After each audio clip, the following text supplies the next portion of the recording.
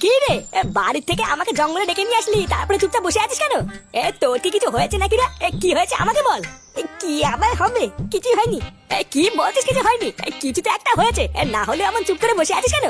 ভূতদা ভাবছি বুঝলি, কালকে তো রেজাল্ট। আমার কেমন যেন মনে হচ্ছে আমি কালকে ফেল করবো।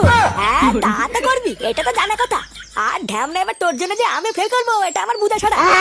চুদ না, আমি কি করেছি? আমি তো সব টুকলি করে নিয়ে গেছিলাম। হুদা এখন যদি একটা প্রশ্ন পরীক্ষায় না আসে তাহলে কি আমি বাদ করবো নাকি? দেখো মানে ইতিহাস পরীক্ষার দিন যদি ভূগোলের টুকলি নিয়ে যাস আর ভূগোলের পরীক্ষার দিন যদি বাংলা টুকলি নিয়ে যাস তাহলে কি বাল করে প্রশ্ন আসবে?